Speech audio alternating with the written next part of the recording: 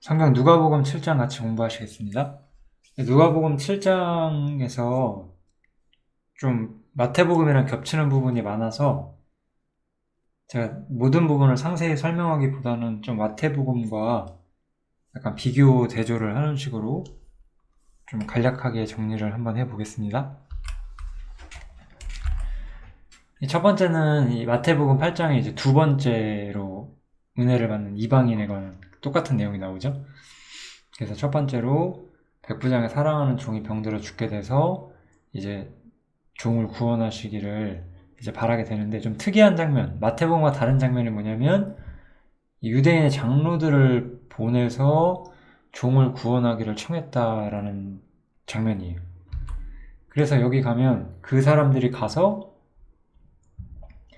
이 일을 하시는 것이 이 사람에게는 합당하니이다. 저가 우리 민족을 사랑하고 또한 우리를 위하여 회당을 지었나이다. 이렇게 말을 해주고 있어요. 이 의도에 대해서 제가 좀 여러 측면에서 생각을 해봤는데요. 아무래도 이게 제일 적절한 것 같아요. 뭐냐면 이 사람은 경건한 이방인이었죠. 이 백부장은 경건한 이방인이었기 때문에 이스라엘을 향한 하나님의 호의에 대해서 인정하고 있었고, 그래서 이스라엘에게 호의롭게 대했고, 이스라엘의 하나님 여호와를 이미 시인한 사람이었다는 거죠. 그래서 이 사람, 이 경건한 이방인으로 묘사하는 이 사람도 이 하나님의 백성으로 인정을 받게 되는 이야기를 여기서 좀 하려고 하는 거예요. 우리는 왜 이 주제를 제가 좀 다루고자 하냐면, 마치 구약시대 때는 이스라엘 사람들만 하나님을 믿고 나머지는 아닌 것처럼 하는 경우가 있는데, 반드시 그런 것은 아니다 이거죠. 물론 이제 그 고대, 기원전 그 고대에 사실 이스라엘과 멀리 떨어져 있는 지역에서 어떤 하나님 역사가 있었는지는 우리가 정확히 알 수는 없겠어요. 그렇지만 최소한 이제 성경에 기록된 이 예루살렘과 그 주변을 볼 때 이 하나님에 대한 이야기를 듣고 하나님을 시인하고 하나님께로 나오는 이방인들이 있었고, 하나님께서는 그들을 막지 않으셨죠.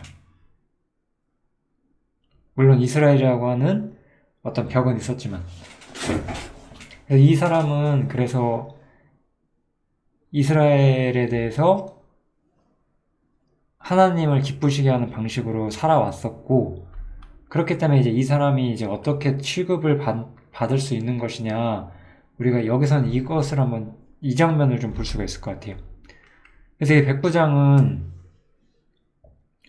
이제 주님께서 오실 때 그 집에 오기도 전부터 주님께서 우리 집에 오시지 않아도 된다. 주님께서 우리 집에 오시는 것도 내가 감당치 못하겠다라고 하면서 주님에 대한 어떤 순종과 자신의 낮음, 이런 것들을 정말 진실하게 고백하고 하나님께 은혜를 구하고 있죠.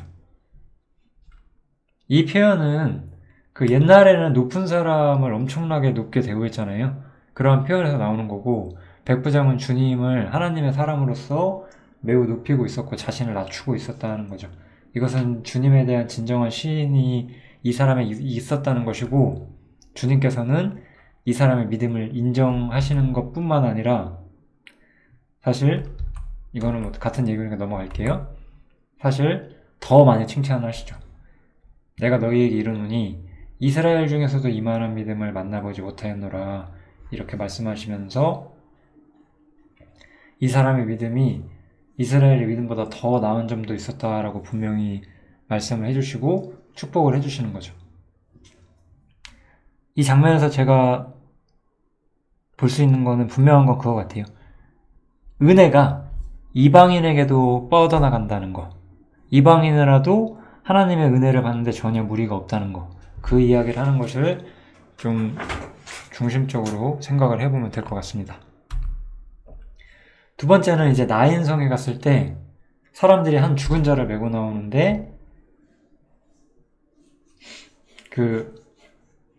이 죽은 자는 어떤 엄마의 유일한 아들이었고 독자였죠. 그래서 여기서는 주님께서 이 과부를 보시고 불쌍히 여기서 울지 말라 하시고 이렇게 말씀을 하고 계세요. 아까 우리는 은혜가 이방인에게도 뻗어나간다는 걸 볼 수 있었다면 이 장면에서 우리는 은혜의 어떤 원천이 어디서 오는지를 좀 볼 수 있는 것 같아요. 은혜의 모든 원천은 하나님의 긍휼에서 오는 거죠.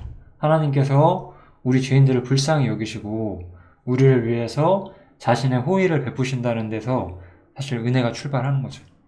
그래서 은혜는 하나님의 어떤 주권적인 선하심과 미쁘심, 사랑과 자비 이런 데서부터 우리 죄인들을 향한 은혜가 흘러나온다는 것을 여기서 우리가 볼 수가 있고, 이번에는 능력을 볼 수가 있어요. 하나님의 능력은 세상의 모든 능력보다 위에 계시잖아요. 사실 세상의 능력과 비교할 수가 없죠. 하나님께서는 무슨 일을 할 수 있으시냐, 우리가 여기서 보면은 죽은 자를 살리신다는 것을 여기서 우리가 분명히 볼 수가 있을 것 같습니다. 하나님께서는 청년아 내가 내게 말하니 일어나라 하시매 죽었던 자가 일어나 앉고 말도 하거늘 이렇게 말씀하시죠. 그래서 하나님의 능력은 한계가 없는 거죠. 우린 여기서 주님의 은혜와 그 은혜가 나아가는 어떤 능력, 이런 부분들을 우리가 다 볼 수가 있습니다. 은혜 중심적으로 한번 누가복음 7장을 살펴볼게요.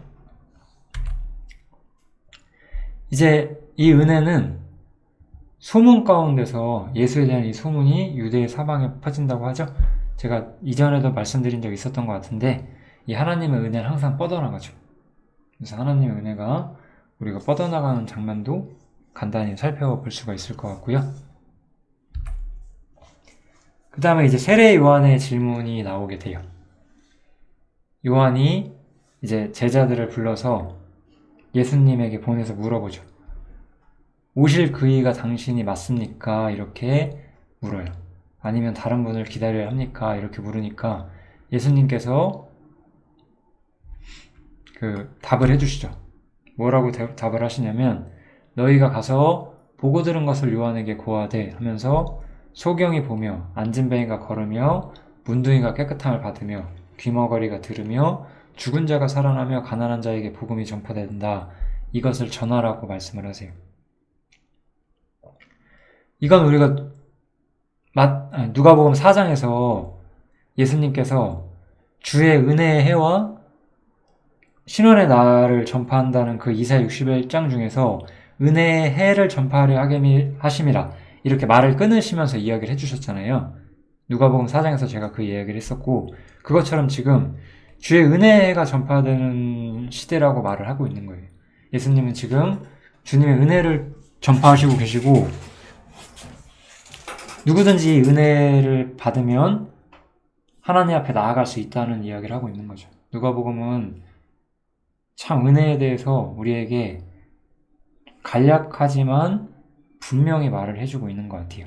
저는 이 누가복음 7장도 은혜를 중심으로 보는 것이 더 간결하고 명확하게 주제를 볼 수 있는 것 같다고 생각을 합니다.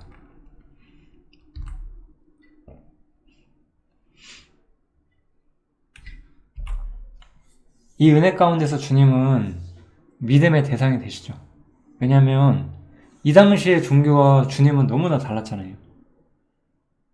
세상 종교에는, 이 당시에 이제 유대교에는 어떤 허례허식과 예식과 종교적 율법들과 여러 가지 육신적 자원들이 있었어요.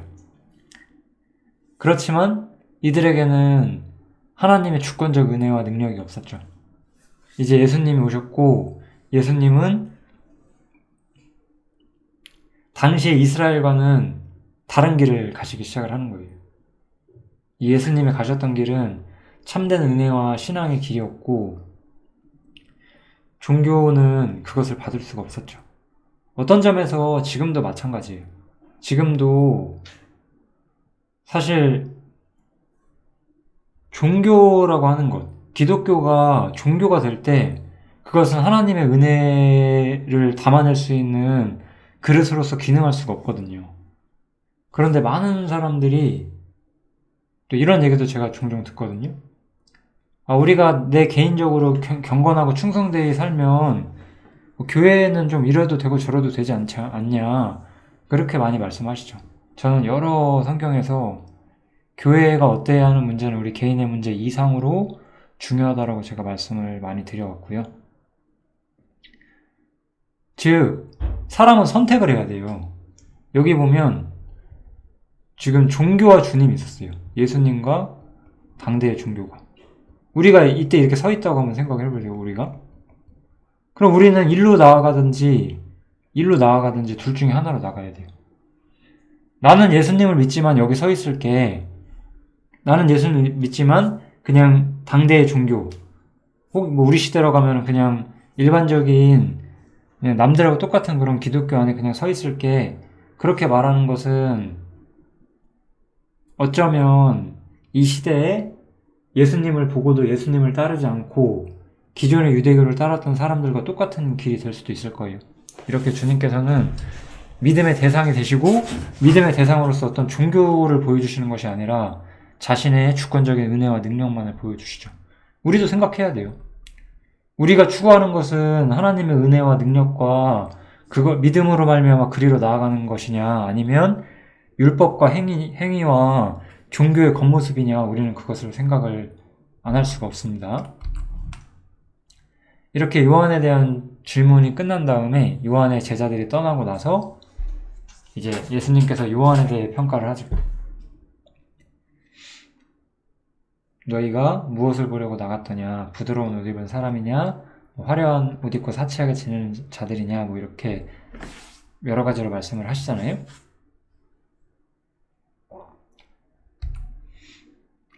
그러면 너희가 무엇을 보려고 나갔더냐? 선지자냐 옳다. 여기 보면 너희, 이 요한을 영접한 사람들한테 말하는 거죠. 너희가 무엇을 보려고, 이 당시에 여기서 너희라고 하는 어떤 무리들, 주님께서 이 너희라고 하는 제자들과 사람들, 너희는 무엇을 보려고 광야에 갔냐? 바람에 흔들리는 갈대를 보기 위해서 나간 건 아니지 않냐? 부드러운 옷 입은 사람은, 그리고 화려하고 옷 입고 사치하게 지내는 자는 왕궁에 있지 않냐? 그럼 너희는 누구를 보러 나갔냐? 선지자지 않느냐? 그렇다. 예수님은 이렇게 말씀하시는 거예요. 선지자보다도 더 나은 자니라, 이렇게 말을 하는 거죠. 즉, 이 요한을 영접한 사람들은 여기서 말하면 선지자를 영접한 사람들이다라고 이야기를 하는 거죠. 우리 선지자를 영접한 자는 선지자의 상을 받는다. 이것도 마태복음에서 제가 이야기했었죠. 같은 원리가 나오는 거예요. 요한을 영접한 사람들은 주님을 영접한 거예요. 다른 측면에서. 아직 예수님에 대한 완전한 이해가 없었지만, 즉 우리는 여기서 신앙의 어떤 역사적인 경륜의 흐름도 조금 볼 수가 있거든요. 아까 그 백부장의 사건도 볼 수 있듯이 여기 이렇게 예수님이 계시고 여기 요한이 이렇게 있었어요. 사실 요한 이전에도 시대가 있었잖아요. 이때는 다 이 당시에 나름대로의 믿음이 있었을 거 아니에요. 이들은 그 당시에 전해졌던 진리를 믿었고 이미 하나님의 백성이 된 거였어요. 요한을 영접한 사람들도 이때까지 요한을 영접한 사람들도 이미 하나님을 영접한 사람으로 주님께서는 보고 있어요. 그러니까 주님께서는 이렇게 말씀하시는 거죠. 너희가 세례요한을 보러 나갔던 것이다. 그리고 이 세례요한이 주님의 증인으로서 위치적으로, 왜냐하면 주님을 가장 가까이서 증거한 사람이기 때문에 누구보다도 높은 위치에 있는 사람이라고 주님을 세례요한을 칭찬을 하시죠. 주님이. 이런 이야기들을 모두 들은 이 백성과 세례요한을 받아들였던 이 사람들은 이미 요한의 세례를 받은 사람들이었어요. 그러니까 이 말씀을 듣고 하나님을 의롭다 하되 이렇게 말씀을 하는 거예요. 이 사람들은 그러니까 전 여기서 굉장히 중요한 우리가 법칙 하나를 배울 수 있거든요. 이것은 예수님이 사역하시기 반년 전에 요한의 사역에만 적용되는 게 아니라 모든 구약 역사에 다 적용이 되는 중대한 원칙인데, 요한을 영접한 사람들은 예수님을 영접하게 되고 또 요한을 영접했던 사람들을 예수님이 인정하심으로써 이들은 또한 이 말씀을 듣고 하나님을 의롭다고 말해요. 우리 하나님을 의롭다고 말하는 게 누구예요? 로마서 3장에 나오잖아요. 하나님을 의롭다라고 하는 것이 바로 우리 믿음의 핵심이라고 로마서 3장에서 말하잖아요. 로마서 3장에서 주님께서는 십자가의 피로 자기도 의로우시며 또한 그를 믿는 자들을 의롭게 하려 하심이라 이렇게 말씀하시거든요. 즉 십자가는 우리에게 있어서 십자가 사건을 통해서 하나님의 의로우심을 보고 그걸 믿는 우리도 의롭게 돼요. 이 사람들은 우리와 같은 메시지를 들은 건 아니지만 예수님의 말씀을 듣고 하나님께서는 진실로 의로우시다 이렇게 인정을 할 수 있는 사람들이었어요. 그러니까 이들은 요한의 세례를 받고 이미 믿은 사람들이었고 그래서 하나님은 의롭다 인정을 하게 되죠. 물론 이 사람들은 그렇다고 해서 요한의 세례만 받고 예수님을 영접하지 않은 것이 아니라 이제 예수님을 영접하게 되고 또 새로운 경륜 안에서 새로운 신앙으로 주님과 함께 모이게 되는 거죠. 아무튼 여기서는 요한의 세례를 받은 사람들이 자연스럽게 주님을 의롭다 하고 하나님을 믿는 믿음 안에 하나님을 의롭다 하는 사람들로 자연스럽게 흘러간다고 이야기를 하고 있는 겁니다.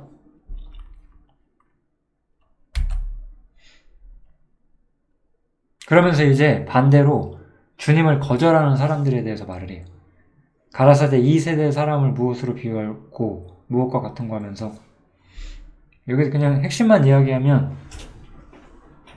우리가 너희를 향하여 피리를 불어도 너희가 춤추지 않았고 애곡을 하여도 너희가 울지 않았다 함과 같도다 이렇게 말씀하시죠. 즉 세례 요한은 통회와 회개를 전파했어요. 우리 이렇게 살면 안 된다. 하나님 앞에 잘못했다. 회개해야 된다. 그러니까 무시했고 이 사람들 여기 말로는 귀신이 들렸다고 말을 했대요. 세례 요한이 그렇게 말하니까. 이제 인자는 와서 먹고 마시니까 이제 이 사람은 먹기를 탐하고 포도주를 즐기는 사람이다 라고 말한대요. 이들은 결국 반대를 위한 반대를 함으로써 주님을 거절하던 자신들의 모습을 분명히 드러내고 있는 거죠.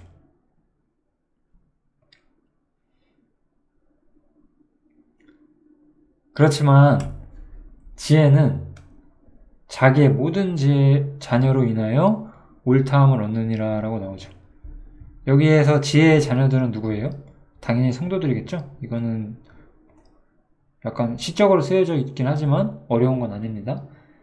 그러니까 진실로 하나님을 믿는 사람들을 통해서 복음 진리의 말씀, 이 지혜의 말씀이 온전하게 드러나게 될 것이다 라고 이야기한다고 보시면 될 것 같아요. 즉 메시지의 내용이 아니라 주님의 은혜를 바랬던 사람, 그리고 주님의 은혜를 받아내는 사람들이 바로 하나님의 사람들이 되는 거죠. 어느 시대에나.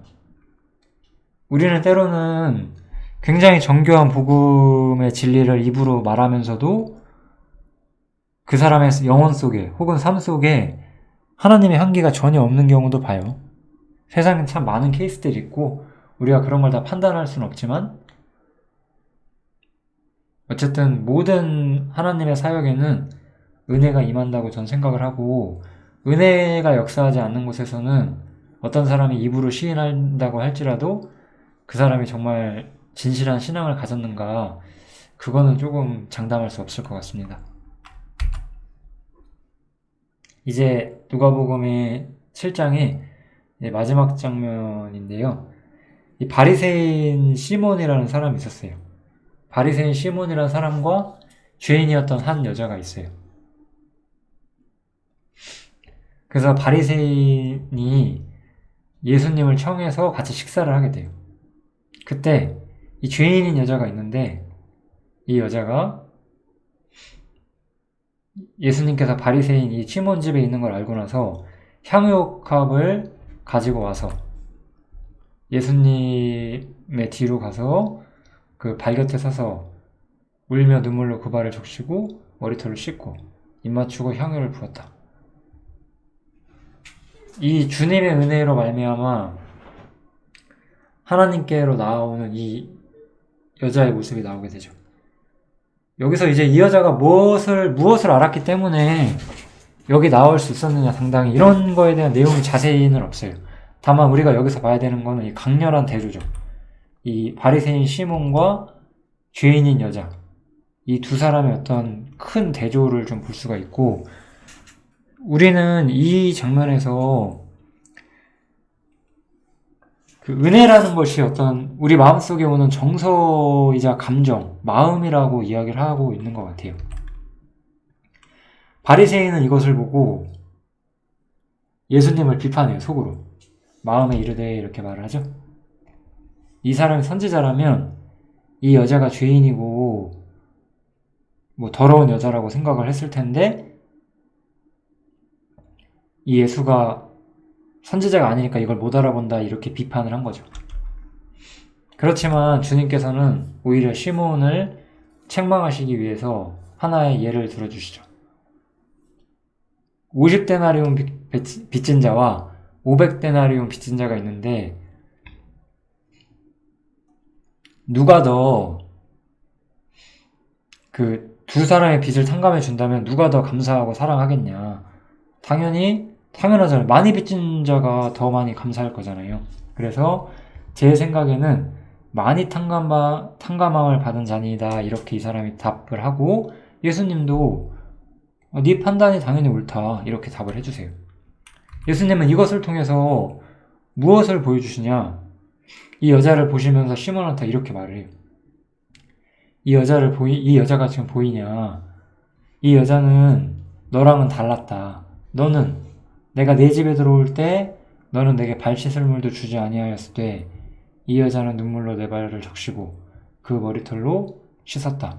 너는 내게 입맞추지 아니하였으나 이 여자는 내가 들어올 때부터 내 발에 입맞추기를 그치지 아니하였다.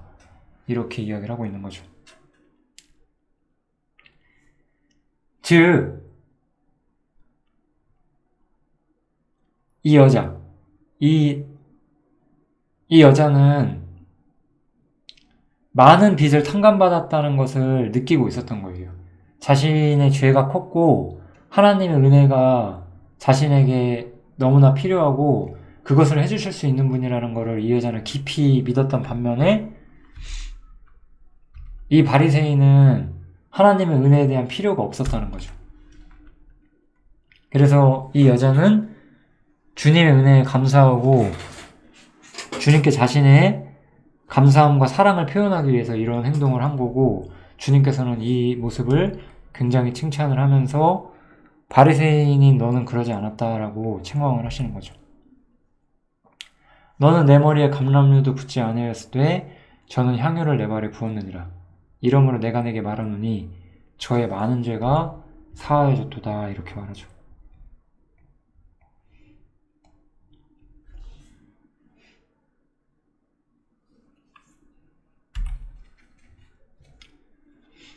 이 죄사함이라고 하는 주제는 바리새인들, 유대인들한테는 굉장히 익숙한 주제였어요. 하지만 주님께서 여기서 제가 생각하는 의도는, 이 여자는 너보다 죄가 많지만 은혜에 반응했고 은혜에 감사했기 때문에 이 여자의 많은 죄는 용서가 될 것이다,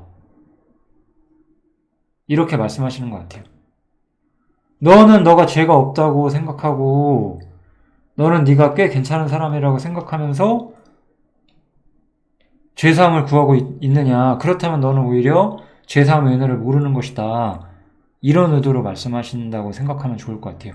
실제로 이런 케이스가 있습니다. 우리가 전도를 하다 보면은, 여러분들이 아마 전도하시다 보면 언젠가 이런 분들을 만날 거예요. 그러니까 되게 악한 사람과 본인을 비교를 하면서, 혹은 뭐 본인이 아니라도 그럼 나 주변에 괜찮은 사람들, 저렇게 나쁜 사람도 믿기만 하면 구원해 주신다는 게 나는 너무 납득이 안 됩니다, 이렇게 말씀하시는 분들이 있어요. 아니, 나는 혹은 내가 존경하는 이분은 이렇게 멋있게 사셨는데 이런 분들이 용서되어야 되는 거 아닌가요? 이렇게 질문하시는 분들이 실제로 있어요. 그게 아마 이 바리새인의 생각이었을 것이고, 주님은 인간이 어떠하냐는 아무런 상관이 없고 다만 적든 크든 모든 것을 사면해주는 분에게 진정한 감사로 나아올 수 있는 사람, 그분의 은혜에 진정으로 반응하고 나아올 수 있는 사람, 그런 사람만이 진정한 용서를 받을 수 있다는 이야기를 우리에게 하고 있는 거죠. 그게 이 구절의 어떤 가장 중요한 요점이 될 거예요. 그 다음에 이제 이 여자에게 말씀해 주시죠. 내 죄사함을 얻었다. 주님께서는 이렇게 여자에게 말을 해줘요. 이 여자는 무슨 죄사함을 알고 나온 것도 아니고 십자가 복음이 완성되고 나서 나온 것도 아니잖아요. 이 여자는 그런 거에 대해서 아직 알고 있지 않았어요. 이 시점에 누구도 예수님의 십자가에 대해서 온전히 알고 있는 사람은 없었잖아요.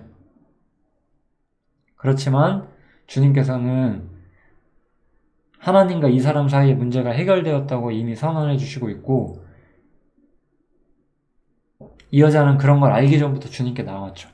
즉, 은혜라고 하는 것은 항상 지식보다 먼저 오는 거라고 우리가 생각할 수 있을 것 같아요. 그렇지만 강팍한 사람들은 어때요? 죄 사하는 것이 하나의 여호와인 걸 다 알고 있었어요. 이 사람들은 유대인이었기 때문에. 그런데 이가 누구이길래 죄를 용서하는가 이렇게 의문을 표시하죠. 죄를 사하는 것은 하나님이신데 그것을 인정하지 않고 있는 거잖아요. 지금 이렇게 말하는 것은. 그러나 예수님께서는 이 여자의 자신이 사함받은 은혜의 비례에서 나오는 이 여자한테 너의 죄가 사하여졌고 너의 믿음이 너를 구원하였기 때문에 평안히 가라라고 말씀을 해주신다는 거죠.